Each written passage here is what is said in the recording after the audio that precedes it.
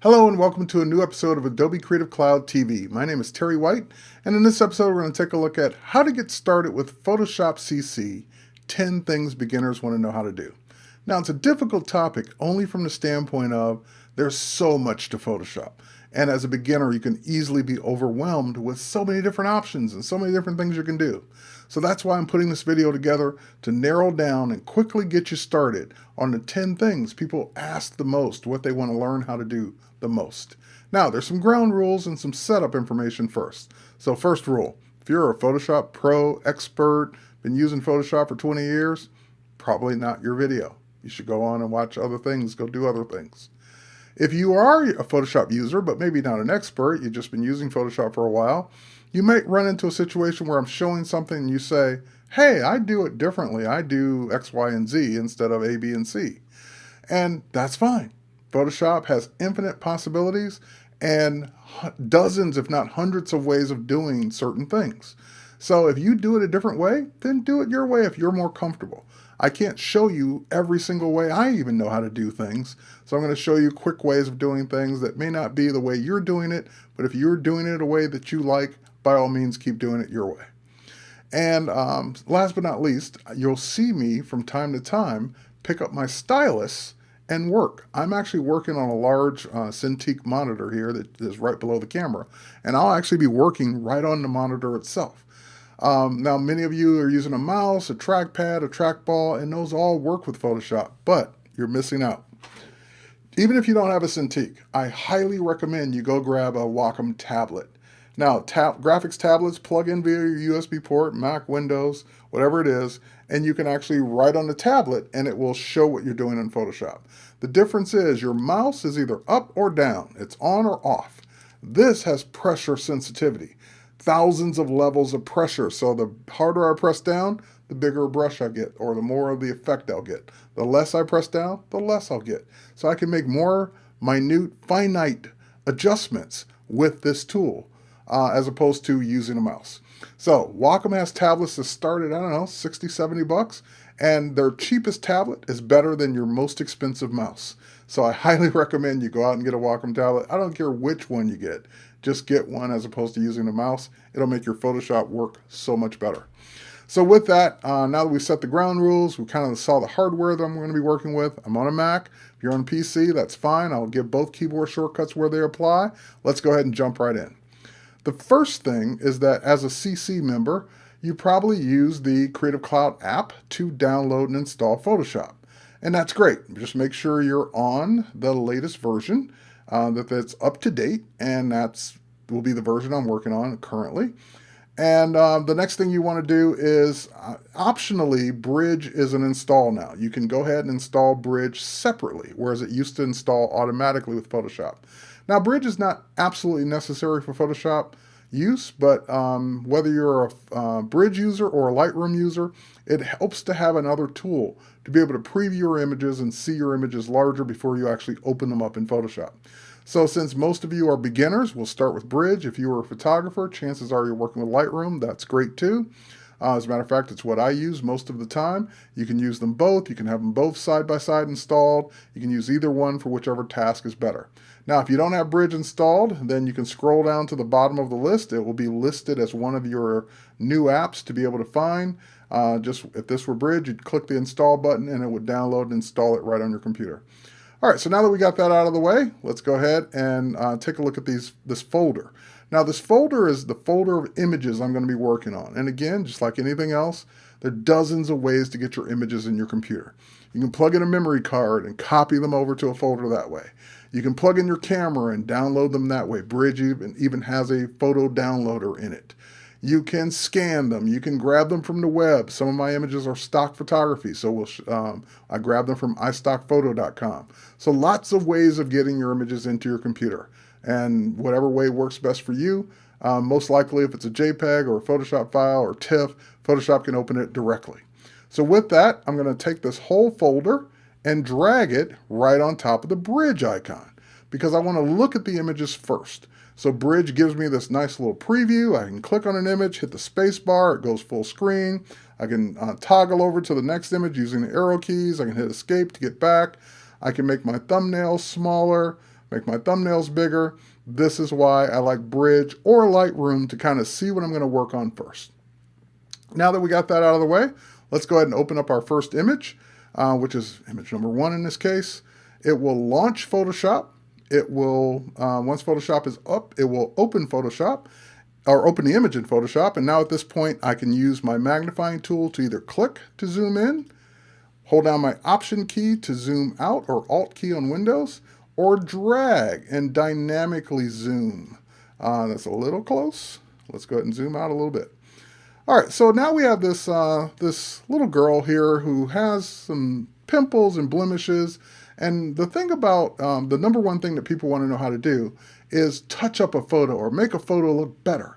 And when we look at a person's face, when someone's standing in front of you, you're not staring at them. You're not saying, okay, I see a pimple there, I see a mark there. You're just casually glancing at them. And that's the thing. We don't notice a lot of things on people because we're not staring at them. But when it's a photo, you're looking at that person in HD, full resolution, and you get to see every little thing because they're not moving and you get to stare. Well, we want to be fair to this person and take away the things that we probably wouldn't see, the things that are temporary, the things that we probably wouldn't notice if the person was standing in front of us. And the best tool for that I'm going to start with, is the Spot Healing tool. Spot Healing Brush Tool. So I grabbed the Spot Healing Brush Tool. It looks like a Band-Aid. And you'll notice that it comes in on Photoshop in the shape of a circle. Now, because I have a tablet, I'm going to use the little wheel here and just dial the size of the brush up and down. One of the advantages. However, if you didn't have a tablet, you could use the bracket keys on your keyboard. The ones next to the letter P on a US keyboard will make the brush bigger or smaller. You don't have bracket keys for whatever reason, just go to the brush option here and you can drag the little slider left and right to make your brushes bigger or smaller. All right, so now we're just going to go ahead and paint that blemish away, and that's the beauty of this tool, is that it uses the surrounding pixels to kind of blend in the area that you're clicking on if you're using a mouse, or painting if you're using a stylus, to kind of get rid of these things that are on her face that, again, if she was standing there, we wouldn't be staring at or paying so much attention to. And because she was frozen in time, we've got all these things to kind of take care of. And just in a few clicks, a few little paint dabs there, here and there, and we're just dabbing the brush. And again, I have pressure sensitivity from the stylus, so I can do a little bit or a lot by how hard I press down. We can kind of clean this up pretty quickly and pretty easily in Photoshop CC. All right, once we're there, we kind of finished number 1. That's it. How to remove blemishes. The Spot Healing tool is my tool of choice. There are other tools to do it with. But while we're at it, we'll just divert for a second. Go to our filter menu. This is not one of the 10 things, but it's kind of fun.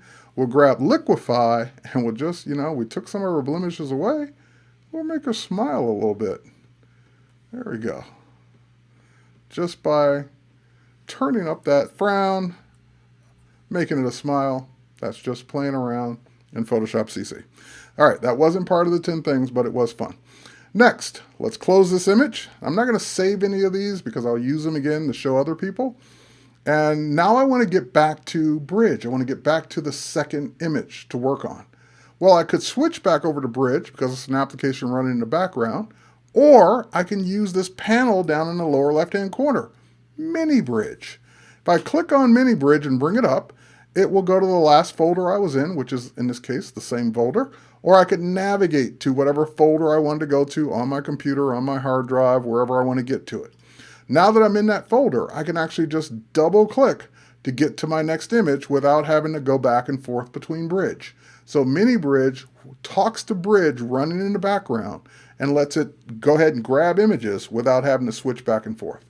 All right, so our next image, we're going to talk about number 2, which is layers / adjustment layers. So it's kind of a 2-part. So the first thing is, what's a layer? You notice in your layers panel, you always will have at least one layer or the background, and the background is usually a flat image of the photo. So it's the background. I can turn the background on and off, but, no, actually I can't turn the background on and off because it's the background. But if there were other layers, I could turn them on and off and see what's there. So what's a layer? Let's add one. Let's click the little create layer icon, and that one I can turn on and off because it's a layer. But anyway, now that I've got this turned on, What is it? Layer number one. Imagine if your photo were on your table, this football player, and you put a clear piece of acetate or plastic on top of it, and then you started writing on the plastic with a magic marker. That is the same thing as a layer. It wouldn't affect the photo underneath. That paint or that mark would only go on top of the plastic. So I just put a clear piece of acetate digitally on top of him. So now if I grab my paintbrush tool, and I'm in this blue paint here, and I just start painting. Oh no, you're messing up the photo. Well, because I was on a layer, if I turn that layer off, turn that layer on, we just see the paint. It didn't affect anything else underneath. Matter of fact, I can even go to my eraser tool.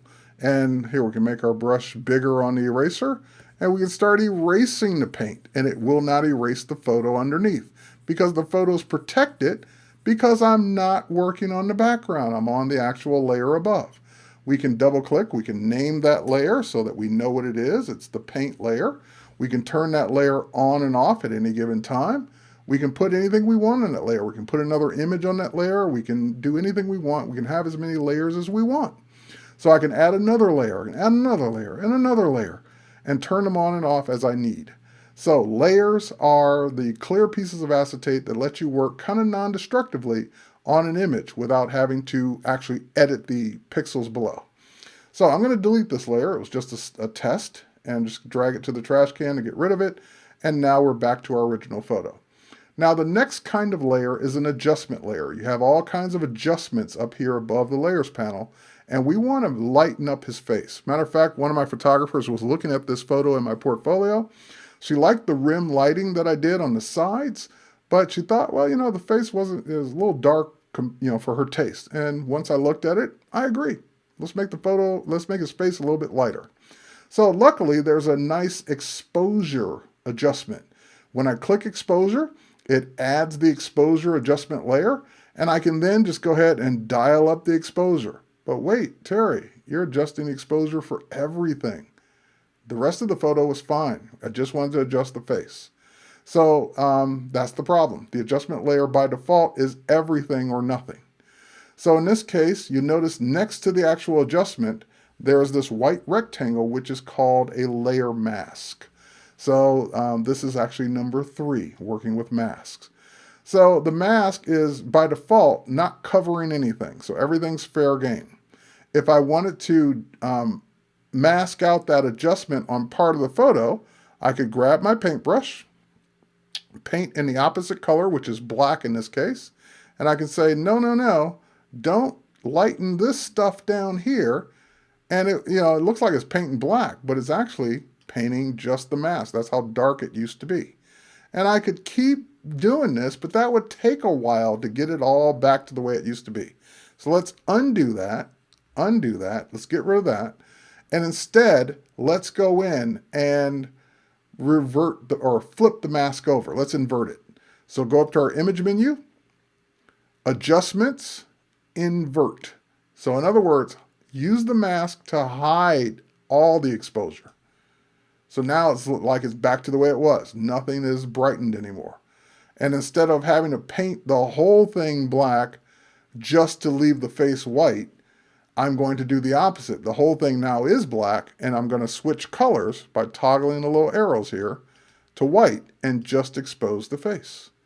So that's the point of the mask. The mask covered that adjustment on the rest of the photo, and I can just lighten this area. And if it's too bright, dial it down, because you still have the adjustment itself that is now being masked to only apply to the area outside or that we just punched a hole in the mask for. I want the helmet? No problem. Just paint. And by the way, I was using the mouse. Let's go back to the stylus. There we go. Much easier. And we can go ahead and paint that all in so we can brighten up the helmet. And again, both of those have now, those holes have been cut in the mask itself. If you were to look at the mask, that's what it looks like. And we can go ahead and again, dial it up, dial it down, and it's adjusting both his face and the helmet. If I wanted to just adjust the face and the helmet separately, I would have created another adjustment layer and done the helmet separately.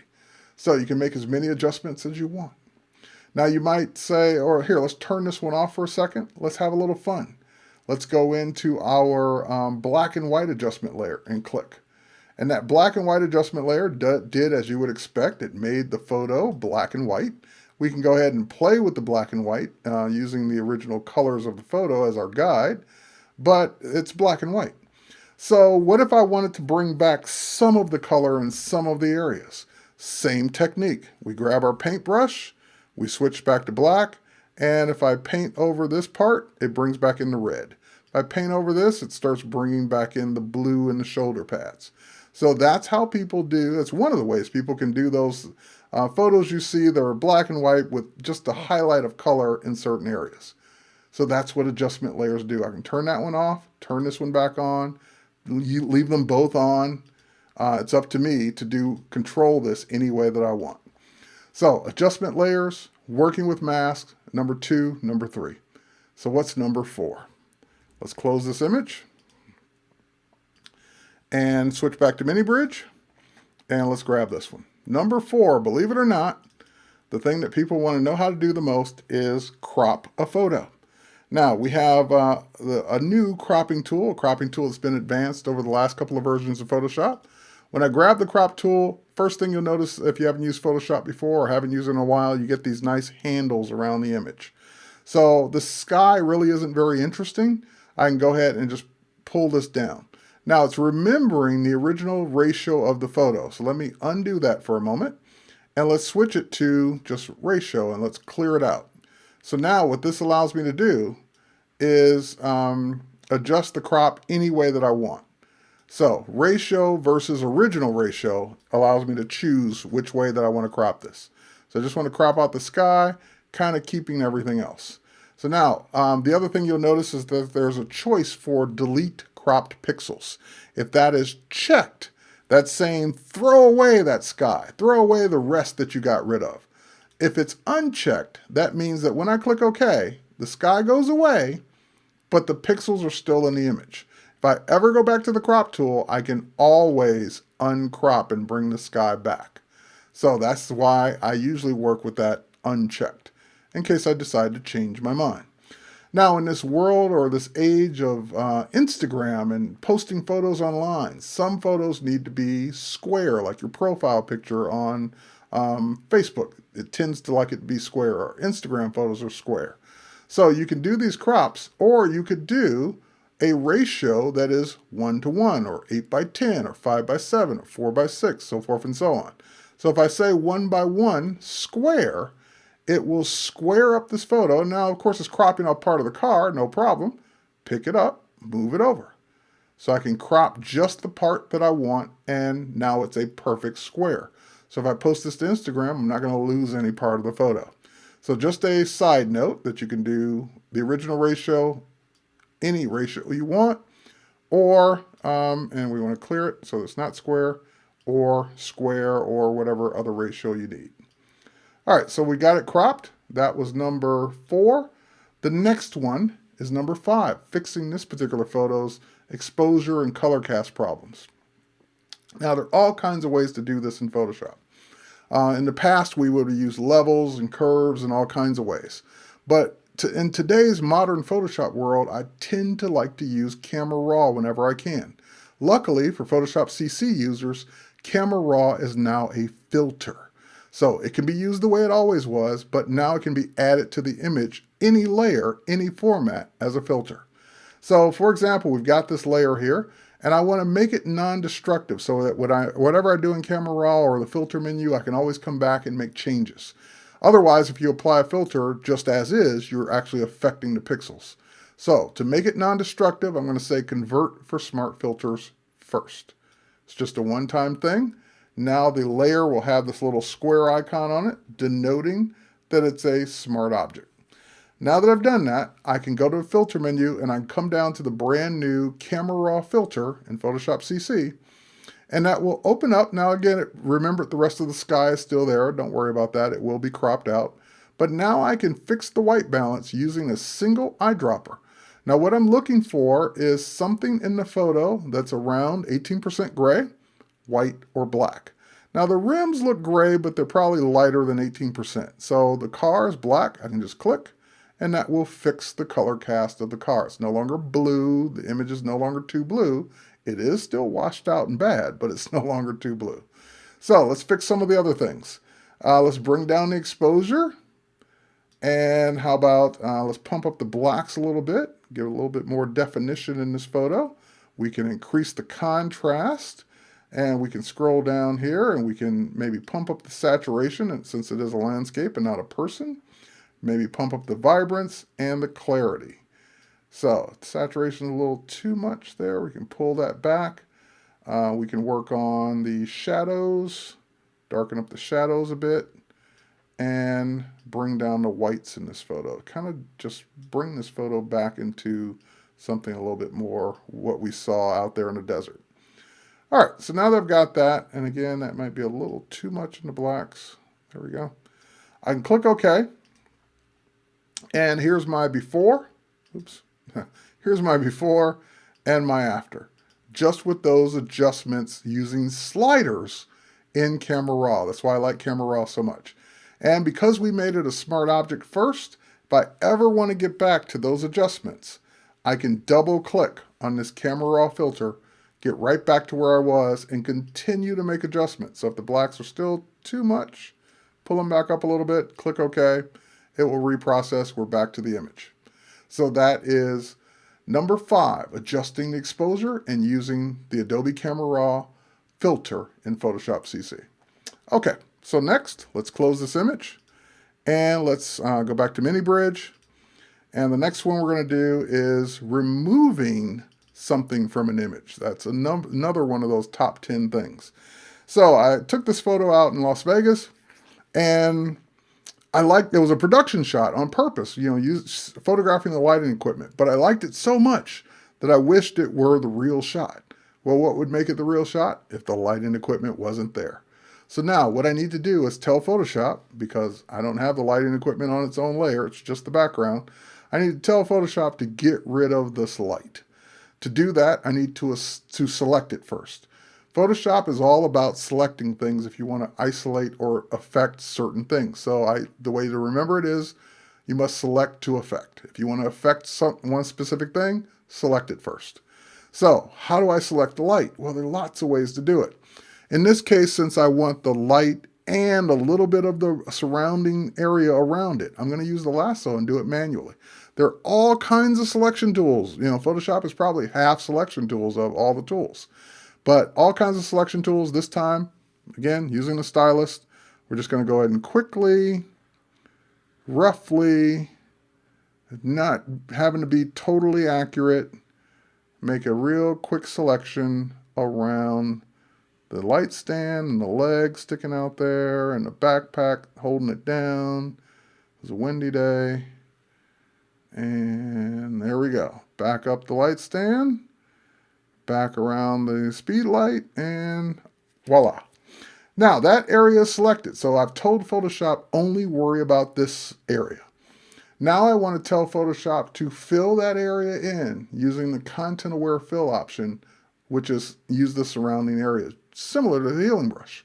So to do that, the keyboard shortcut for it is delete, as long as you're on a background. If you were on a layer, it'd be Shift Delete. But because I'm on the background, I hit delete. First time I showed this in Photoshop CS5, I had hundreds of comments. Hey, I don't have a delete key. My delete key didn't work. My keyboard doesn't have that key. What do I do? I'm on a PC. So, okay, I get it. Not all keyboards have that key. So if you don't have that key, go up to your edit menu, simply come down to fill. It does the same thing. So the delete key is the keyboard shortcut, but if you don't have that key for whatever reason on your keyboard, just go up to edit and fill and make sure you're on content aware, click OK. And what Photoshop will now do is analyze that selection using the pixels around that selection. It will then go ahead and fill in that selection with it, like so. Now, while that area is selected, I can't do anything outside of that area. Even if I grab my paintbrush, which is on blue paint, and I'm not on the layer, I can't paint. I can't do anything. I'm painting because I'm outside this area. I can paint in there all day long, but not inside that area, outside that area. So how do I tell Photoshop I'm done with this area? You deselect. So go to your select menu, choose deselect. I do it from the keyboard most often, Command D on Mac, Control D on Windows. That will deselect and show you what you have left, which in this case is a nice photo without the light. So that is how to remove an object from a photo, number 6. Number 7, let's close this. Go to the images here. Let's open up our next one. And what we're going to do here is zoom this one up a little bit. And just to show you the ContentAware Fill option works on all kinds of things, I'm going to do it again, this time on a person instead of a light. And this time I'm going to use a different selection method. Last time I used the lasso. This time I'm going to use the one right below it, which is quick select. Now, if you're on the magic wand, you'll notice that two or more tools can occupy the same spot. So quick select, if it has a little arrow down in the lower right-hand corner, that means there are more tools underneath. So quick select is the one that looks like a brush with a selection. And the reason for quick select is that it is quick. Not necessarily accurate, just quick. And now that we have this selection made, want to make sure we get the hair. There we go. And we can keep selecting, making sure we don't miss anything because we kind of walk through your photo. Now, in this case, it grabbed a little too much. Grabbed the area between her legs. So we're going to go hold down the Option key on Mac or Alt key on Windows to deselect. So we can do the same thing under the arms if we didn't need the stuff under the arms. Now, it won't really matter in this case, but I just wanted to point out that that's how you would deselect if quick select grabbed too much. Okay, so now we got it nice and selected. Just like with the light stand, I want to grab more than what we have selected. So I'm going to go ahead and tell it to expand our selection. Select, modify, expand. Now, how much? I don't know. It's your guess. I don't know how much it needs until I see it, and I can't tell by typing in a number because the number is based on the resolution of the photo. So I could type in 8 on one photo, it'll be perfect, and on the next photo it might not be enough. So I'm going to start with 10. So let's go ahead and click OK. And that increased it by 10 pixels based on this resolution. That should just about do it. That's the amount of space I want around this. Now, again, we'll hit delete, bring up ContentAware Fill, or just go edit fill, click OK, and that will remove the photo. So that's a deselect, not bad. Now let's go ahead and zoom out a little bit, and I'm going to undo it. I'm going to undo it twice or 3 times. Let's do undo by step backwards, undo again by step backward one more time, and so twice. And now that I've got the image back, instead of deleting it, we're going to do number 7, which is move it. I want to move this person over to the right. Now, obviously, if I just pick her up and move her, then it's going to leave a hole, and that's not what we want. So what we're going to do is we're not going to use the move tool. We're going to use a fairly new tool in Photoshop called ContentAware Move. So if I use ContentAware Move, what that will do is I can pick her up. It looks like it's making a copy. It is until I let go.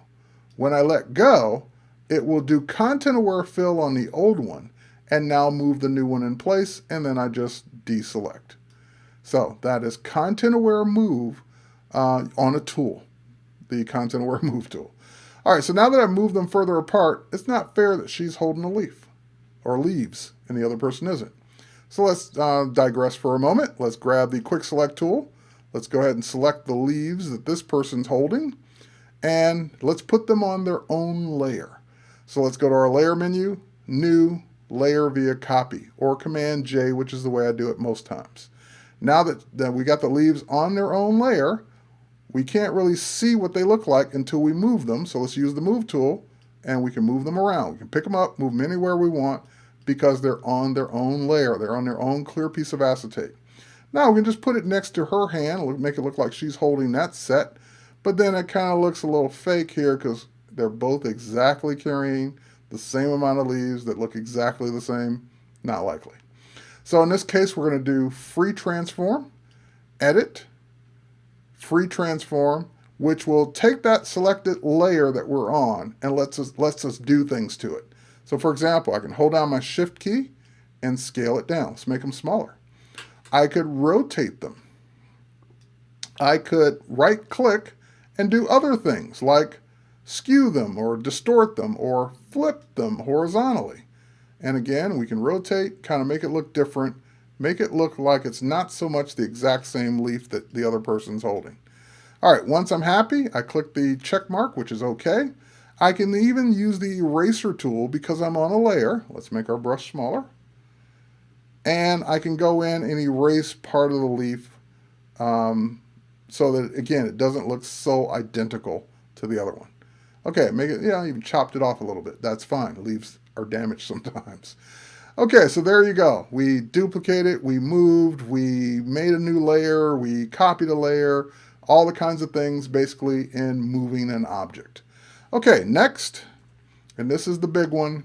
This is the one that's going to take us home because this is the one that people ask for the most. Our last couple of images here. This one and this one. Let's select both of them. Use the Shift key, hit Enter to open both of them, then close Mini Bridge. And now we have two images open. So we have this one and we have this one. Now I want to put, if you're not guessed yet, I want to take this photo and put it on this background. So the question always comes up, how do I remove a photo from the background? Well, that's usually because they want to put it on a different background. So we're going to kind of do it backwards. First thing we're going to do is take this photo using the Move tool. We're going to move it up to this tab so the other photo comes in front and drag it down into this photo. Don't let go until you drag it down. Now when you drag it down, you might start getting warnings like this. Hey, your photo's of a bit different bit depth because that was 16-bit and this is 8. The results may vary. Click OK, no problem. Hey, your photo that you're bringing it on was ProPhoto RGB versus Adobe RGB. No problem. Click OK. It's just telling you that if you're a color expert or you're a color person that says, hey, you want to mix things up, you're mixing things up, and that's fine for this. It's fine. So now, the photo also came in too big. It came in much bigger than the original background. So we're going to do Edit, Free Transform, just like we did before. And we can't even see the handles. They're so far off the canvas. No problem. We're going to hit our Command on Mac, Control on PC, 0. That will do a fit in Windows so we can fit the whole thing. And now we're going to hold down our Shift key so that we scale proportionally. I'm just going to bring this down. And then we're going to bring it down to a size that kind of looks like it would be realistic if she were jumping in that room. Now, I'm cutting off part of the top. I'm going to bring the whole image down just for now, and we'll bring it back up later. All right, so now that I've got it sized, we'll go ahead and click the check mark, and now we can zoom in a little bit. I'm just using Command plus, by the way, to zoom in. And we're done. No, we're not. We're not done because obviously the background she was originally on is quite different than the background we want to put her on. So let's fix it. Let's first of all select her using Quick Select.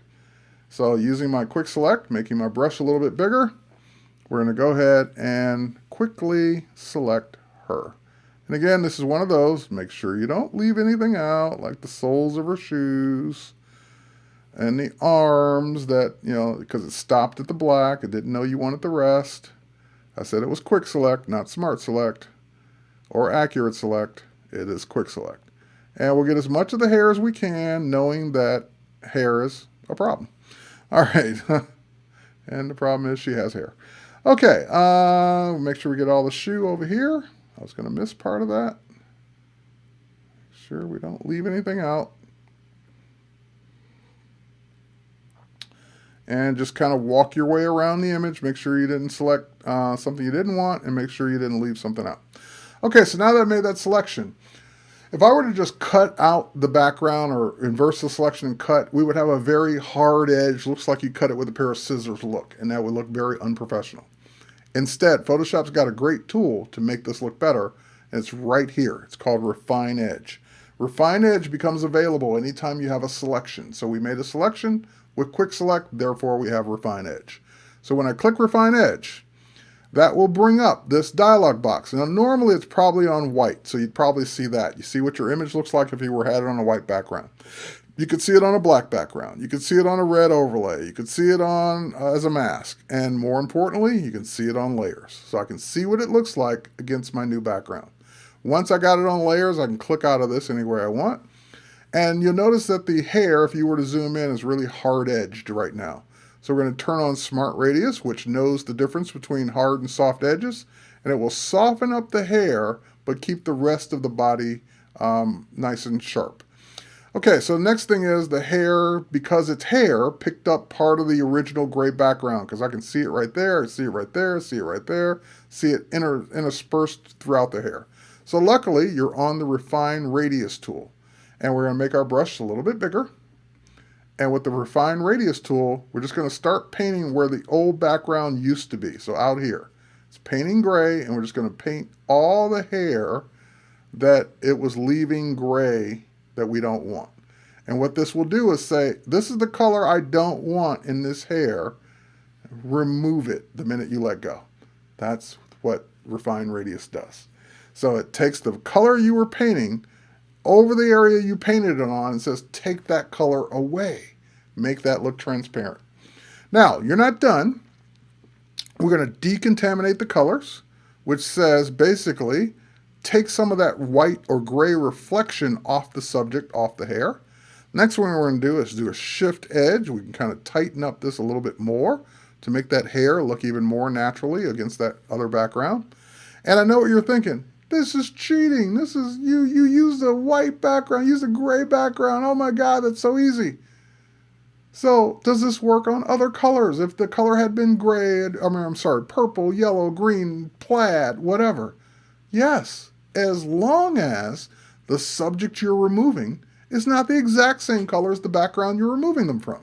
So if she were wearing this black jumpsuit on a black background, no, it wouldn't work so good because it's a computer. It can't figure out what's a person and what's not a person.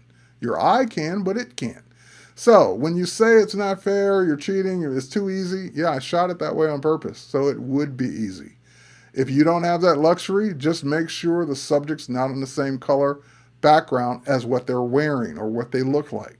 So, yes, it's easy. No, it doesn't have to be a perfectly white or gray or blue or whatever background. Yes, it works easier if it's a perfect background, but even if it didn't, as long as it's not the same color as the subject, you should be fine. Okay, last but not least, we're going to say instead of a new layer and mask, we're just going to say new layer and click OK. So now that made a new layer. Here's the original with the original, and now we have her on a new layer that we can now use the move tool and pick her up, move her anywhere we want because she blends in nicely with that new background. So we can move her back up near the top here. Let's get to the top. Now, let's zoom out a little bit. What would make this look more realistic? Well, if she were really jumping in the air, there'd be something on the ground. There'd be some kind of shadow. So let's take care of that. So we're going to call this layer Canvas, and we're going to duplicate it. So how do we duplicate this layer? One way is to simply drag it to the new layer icon, which will tell it to make a copy. We're going to take the copy, and we're going to call it Shadow. Okay, and we're going to put the shadow layer below the canvas layer. Okay, so now that we got the shadow layer, we can use the move tool and move it out. So that's just the shadow layer. Notice it's underneath her. And that's fine. We're going to move it out temporarily so we can see it, and we're going to change it. So the first thing we're going to change is a shadow is not a reflection. It's not the person. So we want to make it completely black. One of the ways to do that, Image, Adjustment, Levels, and we're just going to crank down the levels all the way to where she's completely a silhouette. Click OK. Now your shadow is also usually not perfectly sharp. It's usually blurred. So Filter, Blur, Gaussian Blur. And this way I can crank it down or up to be as blurred as I need it to be. A little bit more, maybe something like that. Your choice. Click OK. Last but not least, your shadow is now 100% opaque. So each layer has opacity. We can just simply dial down the amount of opacity we want to make that look a little bit more realistic. Now that we got the shadow kind of looking the way we want, we can pick it up. Oh, shadow moving around. We can move it around, put it where we want, But again, it wouldn't be a perfect shape directly below her like that. So let's use free transform once again and squish it down and squish it up and make it look like a shadow that would be on the ground and against the wall if this were in real life. And we're going to pick it up, move it over, just that much. Click OK. Because it's on its own layer, we can always turn the shadow on, turn it off, lower the opacity some more, adjust it any way we want, anytime we want, because it's on its own layer. Okay, so that is number 8, putting two photos together. Number 9, adding text. Now, I could grab my type tool, and once I have my type tool, I can click on this photo, and I can add text to it. I get my cursor, I'm going to just start typing. But what if I want to use a different font? So let's escape out of that for a minute. And because you're a Creative Cloud member, if you're a full Creative Cloud member, that means you've got access to more fonts. You've got access to a library over $20,000 in Typekit desktop fonts. So how do we get to those fonts? Type menu, or I'm sorry, your Creative Cloud menu for the app, go to the Fonts tab and say Browse Typekit Fonts. That will take you out to your web browser. It will take you online to the Typekit library. And once you're in the Typekit library, you can find any category of font you want by scrolling. You can search by the style of the font. So if I want something decorative, I can grab the decorative ones. And we're going to type underneath this kind of strong push image. So let's say that we want to use, just for the sake of example, we use muscle. Now again, let's see if I want anything else. Well, let's try load more fonts. Let's see if there's something else. I'll use muscle if I don't like anything else. So picky. How about, oh, this is tough. So many choices and I'm so picky. We'll do muscle wide. Actually, muscle narrow. So when I say use fonts, I can go ahead and sync selected fonts. And basically it's telling me to launch the Creative Cloud app, which I don't need to because it's already running. But that will take me over to the Creative Cloud app, and it says there were 36 fonts synced. And if I scroll down, what was the name of that one? Muscle Narrow is now there. It's been synced. So that means it is now in my computer. I can use it in any app. And if I click my type tool, and I click on this image, I can scroll down my font list, and even without having to restart Photoshop, I should have, if we go down here, I should have muscle, where are you? There we go, muscle font. And we're just going to type push in the muscle font. Now, that came in the purple color that I was last using. I can go ahead and click on that purple color and grab any color that I want, any color in the spectrum. I can make it white if I want, do anything that I want to do, including grab, if I move outside the color spectrum, I can go ahead and click on the image and grab the gray that was already in her push logo. So we click OK, and that will give us our text. We can go ahead and expand that out a little bit using Option and right arrow key. And then we can pick this up, because it is a layer, and put it anywhere we want. So if I want to put it over here, do whatever I want, whatever looks good. So that is adding text to your Photoshop image. Just click your type tool, click. You can even go out and get new fonts that you didn't have if you're a full Creative Cloud member, or use any font you have. And that is adding text to your photo. So last but not least, let's go ahead and bring it home. Number 10, saving your photos and saving them in a format that you can share. So first thing is, I want to be able to always get back to all these layers and work on this. So we're going to do Save As, and we're just going to call this one Push, or we'll do KL Push Composite. There we go. And save it out. Okay, so now I've saved a Photoshop document that I can always open up. It will always have my layers. I can always come back in, change the text, change the where this is, move this around, make changes, do whatever I want to do. However, if I want to work on this where if I want to give this to someone, then I don't want to give them a PSD. Chances are they don't have Photoshop and can't open it. What I want to give them instead is a JPEG or some other format that's easy to share. So let's say I want to post this online. I would do save for web, or I could save for web, or I could just do a save as. But if I do save for web, what this will do is narrow this or save this in an optimized way where my image will be as small as it can be. So now it came in huge. It's 2554 by 2500, so big that I can't even see it all. So I can take the longest dimension and drop it down. Let's say I want to drop it down to 800. So that makes it so I can see it now. It's 800 pixels wide, and at JPEG medium quality, it's only going to be 54K. If I want to be higher quality, I can do JPEG high. It'll be double the size, but still reasonable for the web. So I can go ahead and save, or email, or Facebook, or whatever you want. So now I'll go ahead and save this, and we'll go ahead and save it to the desktop. And that's it. We've learned 10 things for beginners. We learned more than 10 things, but 10 main categories that beginners want to know about how to get started with Photoshop CC.